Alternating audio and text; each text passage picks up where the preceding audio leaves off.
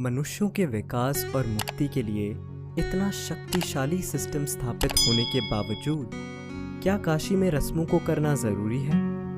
क्योंकि आपने बताया कि इस जगह को ज़बरदस्त तरीके से डिज़ाइन किया गया है, एक यंत्र के रूप में, तो यहाँ आना ही काफ़ी होना चाहिए। कई लोग यहाँ विभिन्न प्रकार की रस्में करने आते हैं। ऐसी रस्मों का क्या महत्व है?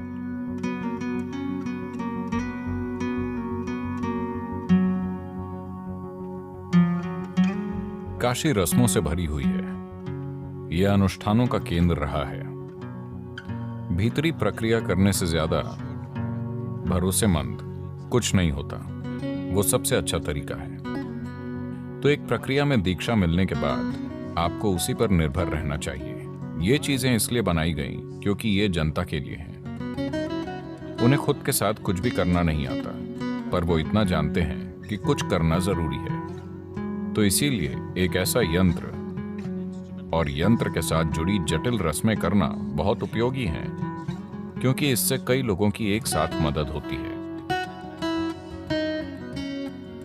एक अनुष्ठान है जिसे सप्तऋषि पूजा कहते हैं। सप्तऋषि यानी वो 7 शिष्य जो शिव के पहले शिष्य थे। शिव के संदेश को फैलाने के लिए वो दूर जाने वाले थे। तब उन्होंने पूछा, हम आपकी पूजा कैसे करेंगे? शिव ने उन्हें एक तरीका सिखाया। वो बोले, इस तरह कीजिए, मैं आ जाऊंगा। ये पूजा उन्हें सिखाई गई थी। फिर उन्होंने लोगों को सिखाई और आज भी ये उसी रूप में मौजूद है जैसे शिव ने सप्तऋषियों को सिखाई थी। वो प्रक्रिया उन्होंने शुरू की और इस तरह से की कि ऊर्जा के ढेर बनते चले गए। दूसरों को शायद इसका एहसास न हो, मेरे लिए ये एक जीवित सच्चाई है। और लोगों के आंसू बहने लगे। वो नहीं जानते कि ये क्या है। जो इसे कर रहे हैं वो नहीं जानते कि ये कैसे होता है, पर वो सिखाई गई प्रक्रिया के हिसाब से पूजा करके इसे एक सच्चाई बना रहे हैं। देखिए, इस नाव को चलाने वाला व्यक्ति इंजन बनाना नहीं जानता, उसे बस उपयोग करना आता है, जो काफी है। तो उन्होंने बस वैसे पूजा करना सीखा जैसे सप्तऋषि करते थे। 7 लोगों ने बैठकर पूजा की, जो कि जबरदस्त थी। मैंने किसी भी मंदिर में इतनी ऊर्जा कभी नहीं देखी। मैंने कई मंदिर देखे हैं। जहां भी मुझे ऊर्जा महसूस होती है, मैं जाता हूं। मैं वहां प्रार्थना करने नहीं जाता, मैं मांगने नहीं जाता। मैंने जीवन में कभी किसी मंदिर में अभिषेक या पूजा नहीं की है, ठीक है? पर यह एक जबरदस्त विज्ञान है। आपको ध्यान लिंग मंदिर में आकर बैठना चाहिए। ना कोई अनुष्ठान, ना मंत्र, ना पूजा, कुछ भी नहीं। वहां हमेशा बिल्कुल शांति होती है। बस जाकर वहां बैठें और देखें, क्योंकि उसे मूल रूप से ध्यान के लिए बनाया गया है। जिन्हें ध्यान के बारे में कुछ नहीं पता, जिन्हें कोई निर्देश नहीं मिला है, बिना किसी निर्देश के लोग ध्यानमय हो जाते हैं। तो ये तकनीकें हैं, न कि विश्वास प्रणाली। तकनीकें जिनका ध्यान नहीं रखा गया। मेरा आखिरी प्रश्न, जब कोई काशी में आता है तो किस चीज का अनुभव उन्हें यहां जरूर करना चाहिए? सबसे पहले थोड़ी तैयारी करके आइए। मैं कहूंगा कि अगर आप काशी जाने वाले हैं तो कम से कम 3 mहीने किसी ध्यान प्रक्रिया में दीक्षा लीजिए।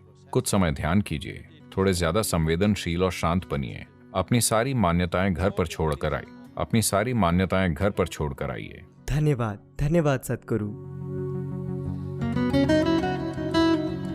ये दुनिया की सबसे जटिल और रिफाइंड मशीन है। ये काशी है। ये अद्भुत है कि किसी ने ऐसी जगह बनाई। इसे बहुत बुद्धिमानी और काबिलियत से बनाया गया है। इसके पीछे दृष्टि और करुणा ये है कि ये सभी के लिए उपलब्ध हो। इसीलिए हम उन लोगों को नमन करते हैं। दुनिया को इसी की जरूरत है, ना कि कट्टरता, फिलॉसफी या विश्वास प्रणाली की।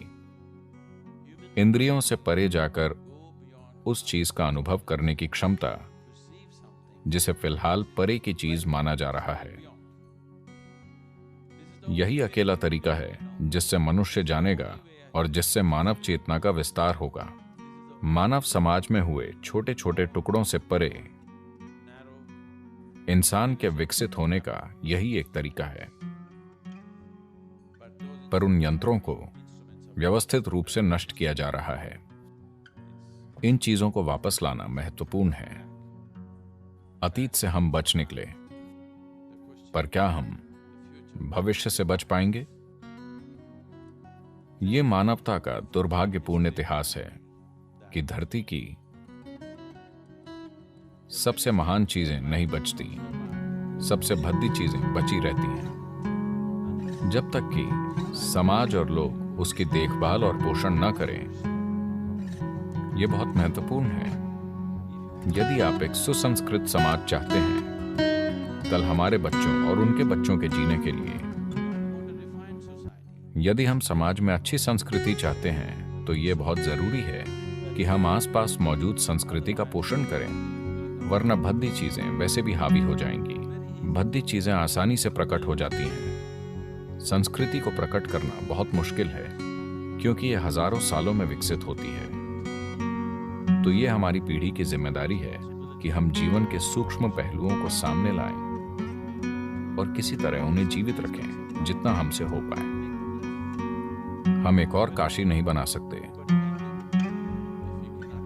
पर मौजूदा काशी को जितना हो सके उतनी अच्छी तरह से संभालें और ज्यादा साधन बनाएं जिनसे मनुष्य बड़ी संभावना से जुड़ पाए।